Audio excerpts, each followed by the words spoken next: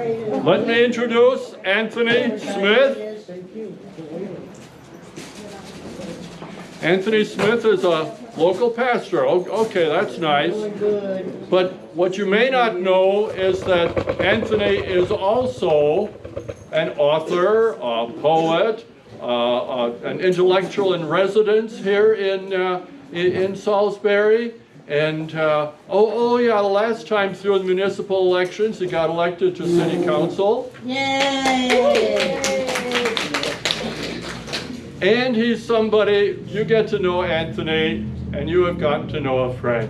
So Anthony will give us kind of an overview of what is going on in the context of, we do election stuff, but we live in a bigger world and a wider sense of understanding of what's going on, and he is really good at that kind of overall perspective. So, Anthony, give it a whirl. Come on up here.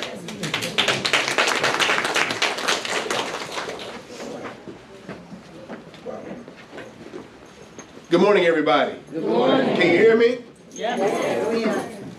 All right, so forgive me if I make a lot of Black Panther references this morning. Has everybody seen Black Panther yet? No. I will try not to give any spoilers. Right? Wakanda forever.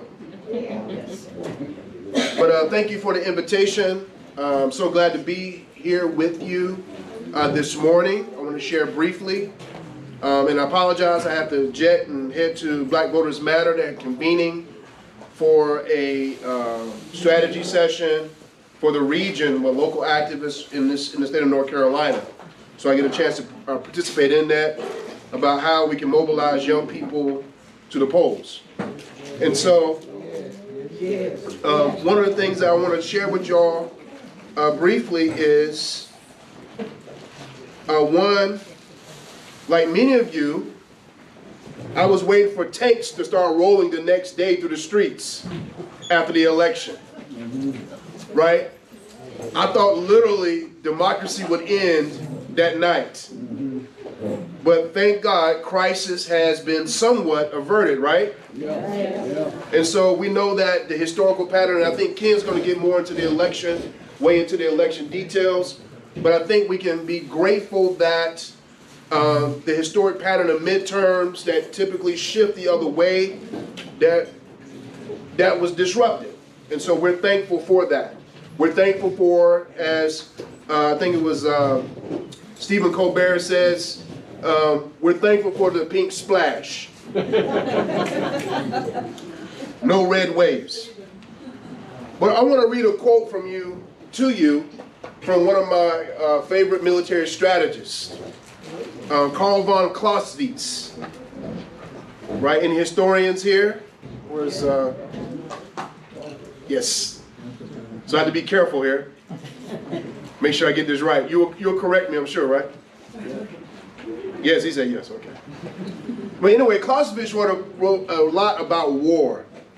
He was a Prussian general and military strategist. He said this: the first and important task of a commander, and I consider all of you commanders here this morning, the first and important task of a commander is to understand the nature of the war in which one is engaged. And I say that because oftentimes when we engage politically, we engage based upon our own personal bias or what we don't like or what we don't like seeing happening in the world. But one of the things I've learned as an activist in this community, I don't deal with or engage or strategize in this community based simply on what I don't like or what I just see, but it's more about, do I understand what is actually happening? And what is happening is that in the overall sense of what's happening in our country right now, a lot of people are confused. They don't understand why people won't accept fact. They don't understand why people are engaged in ideologies and political wars, cultural wars, even at the sacrifice of their own economic and political interest. And so a lot of times we scoff at that, We look down on that. We say these folks are idiots or whatever. But the thing is, the reality is, if you want to understand, if you want to engage politically the way that needs to be done, we have to ask, what is happening? Do you understand the war you're in?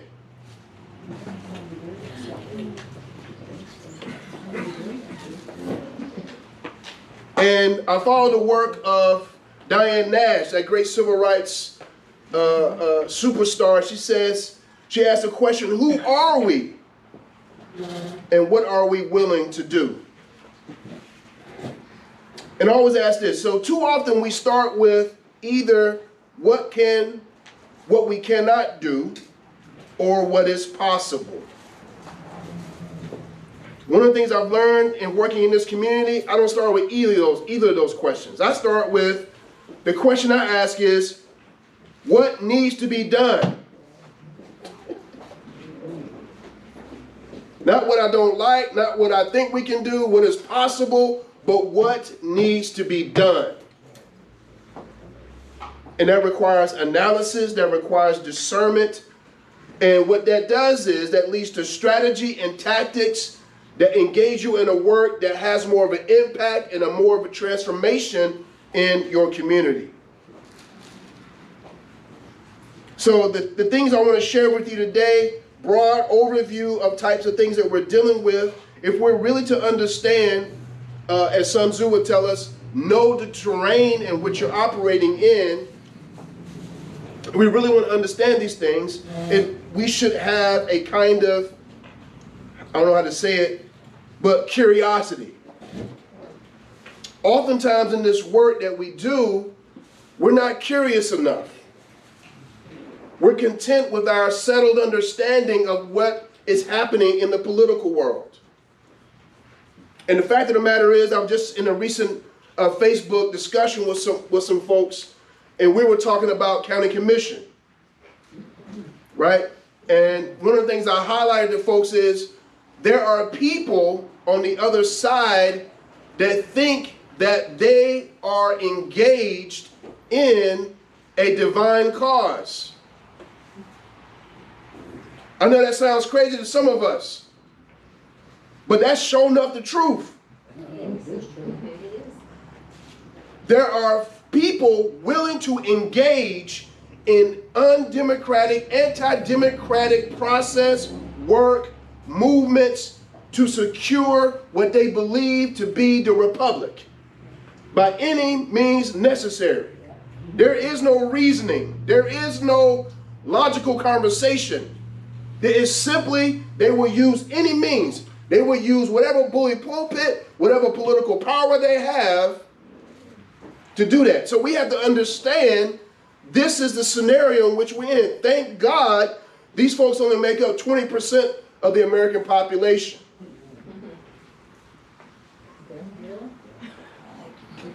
So we're not talking about folks who are arguing about whether or not you should eat Haagen-Dazs or Ben & Jerry's. This is no longer a matter of personal opinions disagreeing with each other. This is now a matter of, will America continue to be a democratic republic? And there are forces at work that want to maintain and sustain. I saw a beautiful graphic the other day, beautiful and scary graphic by Isabel Wilkerson, who wrote the great book, Caste. If you've not read this book, I highly recommend it, by Isabel Wilkerson. It's called Caste. And she wrote a prior book about the great migration of African Americans from the South to the North called The Warmth of Other Suns. And so she talks about, she puts up this graph that shows the election results as we have them right now. And she basically says, these are forces that are trying to maintain a status quo. These are resurgent forces that want to maintain a racial caste system that has been in existence in this country for many centuries. And so what we're dealing with are historic forces at work that want to maintain and reinforce this particular caste system in the United States. When you look at the election results of this the Senate race here in North Carolina with Sherry Beasley. I was blown away by the number of white women that voted for Ted Budd.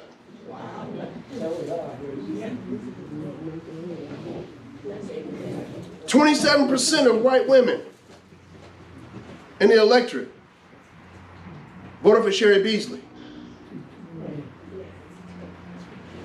Right? Again, a lot of this stuff is rooted in history and culture, and it's like a reflex. It's like we can't have the world change too much. We have to maintain the world as it is, right? With white folks up top and everybody else at the bottom. And there are forces that are reactionary to this, politically, socially, culturally, economically, that want to keep that.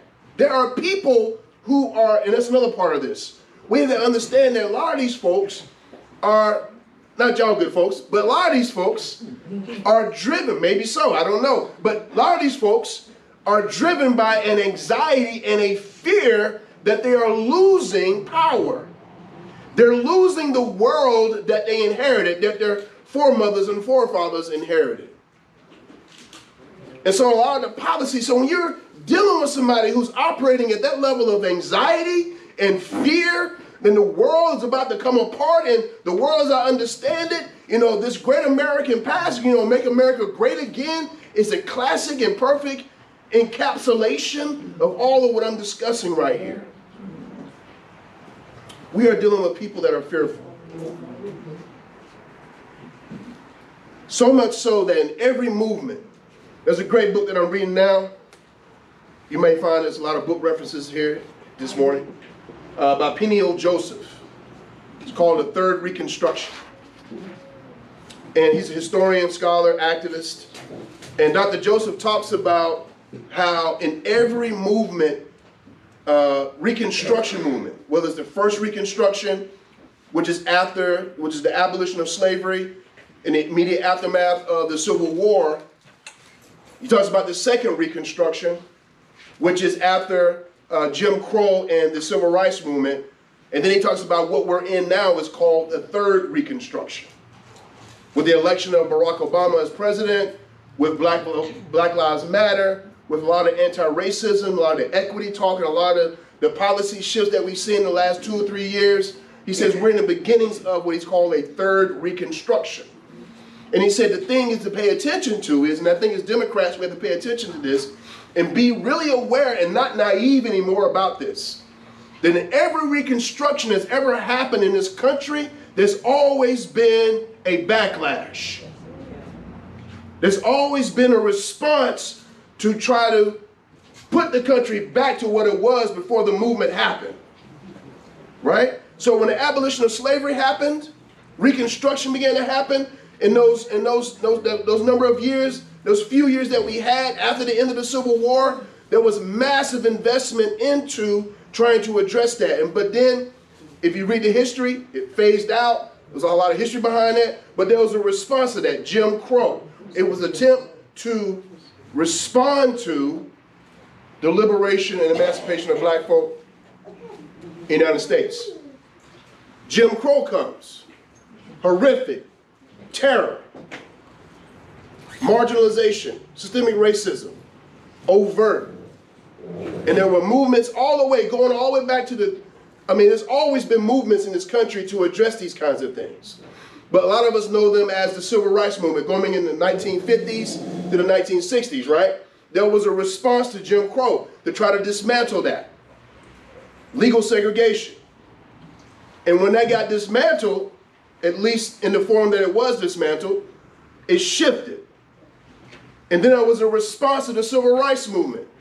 It's called the War on Drugs, mass incarceration, the defunding of public education, the defunding or the shrinking of public goods in American life. These things were a response to the Civil Rights Movement. And then now we're entering into the third Reconstruction. When the country opens up more, we have a black president, right? We have people that are responding to the war on drugs and mass incarceration, police brutality, Black Lives Matter, and so forth. These people are responding to this. George Floyd happens, and then you begin to see as some people begin to call it, a reckoning. You start seeing institutions, corporations begin to talk about equity, and even if it's sometimes symbolic, you do see some very real institutional shifts taking place. And so now, what is the backlash? The backlash now is, screw democracy. We just gonna seize this country with power. That is what's happening right now. With the demographic shifts that are occurring right now, folks are scared. So here's my long Wakanda reference. And I'm not gonna give any spoilers. But the creator and the writers of Black Panther are brilliant. Because they capture what is happening right now in our country with the demographic shifts. But the difference is, in Black Panther, it's a world in which the shift has already happened. And what's happened is the Wakandans and another Global South group, I won't name because I don't want to give any spoilers away, right, have more of a military, political, economic power than any Western countries combined. And so the shift of power has, the shift of power has shifted to the Global South in the fictional world of Black Panther.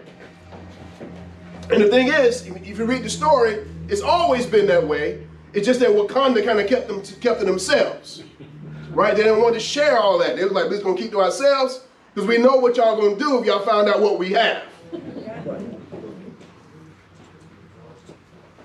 But when everything is discovered, the lengths at which the status quo will go to maintain power is unimaginable. And that's what we're dealing with right now. So what's people say, all right, Anthony, that's pretty bleak, that's pretty sad, but I saw an interview recently where I think it was Sister Eiffel, former lead attorney for the NAACP. Eiffel. Yeah, Cheryl Eiffel. When she says, especially dealing with black folks, she says, I've never read a story about people where we said, and then they gave up.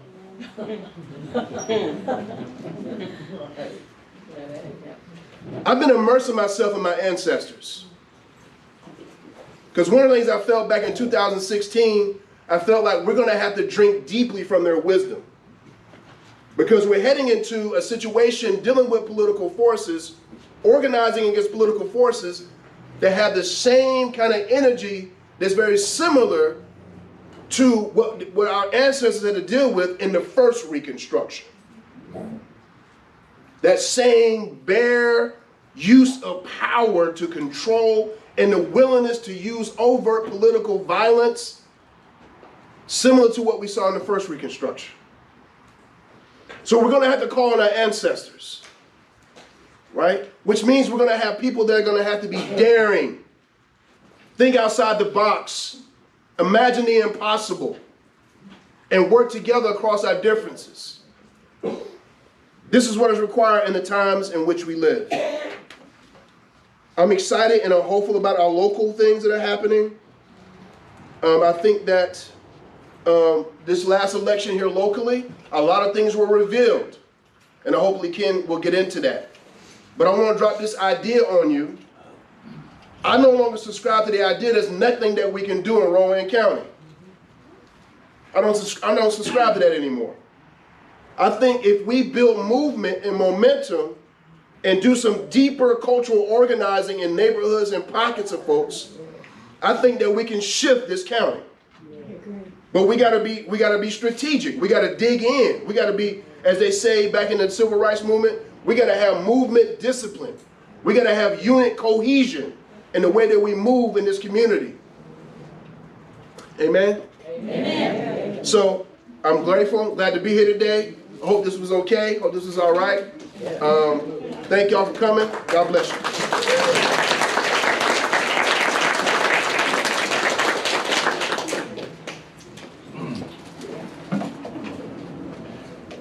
Wow, that's the challenge that we need, isn't it? That's the vision that we need. Here, here, absolutely. You know, and